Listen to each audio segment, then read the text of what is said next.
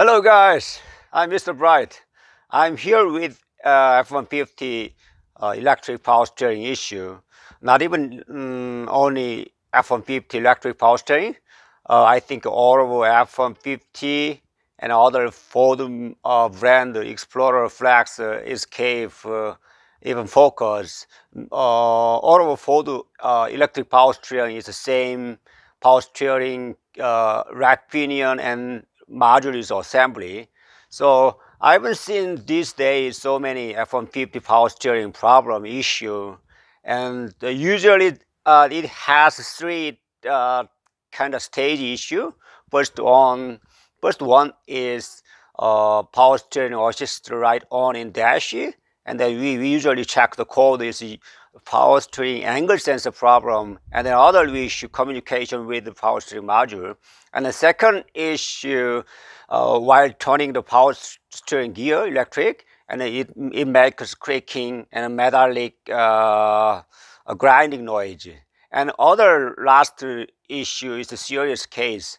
Even engine running, it doesn't turning anymore. It's a stiff and hard to turning the power steering gear. All of three stages problem. You should change the power steering whole gear. Repair price is over the 3,000 or almost close to $4,000. So much expensive. Labor is just $400 and $500, but expensive of power steering gear. Now it's fortunately aftermarket that they selling the F-150 power steering gear. So now today is I just recommend you guys driving the F-150 and other Ford maker power steering, electric power steering gear. You should check the power steering boot. It's getting older than 5 years, much older than 6, 7, or kind of or 10 years. It's once you open the power steering rack, rack boot is torn, go through the water into the module, and then inside the module is failure or low communication, and sometimes seized the internal part, and then rack and pinion is seized. It doesn't turning anymore. So I attached the picture, what's going on, and then how to replace the power steering gear. Let's go and check.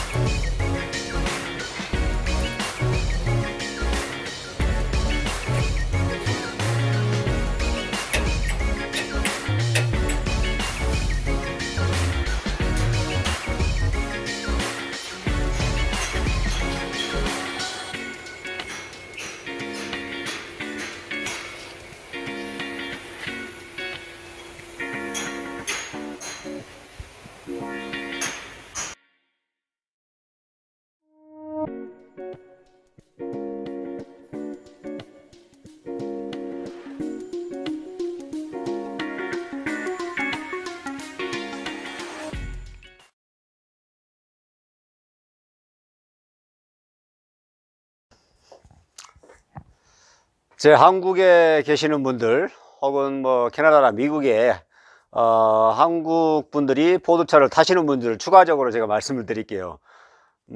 제가 정비를 해오면서 이 포드차들이 스티어링 기어하고 마주라고 일체형으로 된 타입, 요즘에는 또 따로 된 차들이 나옵니다.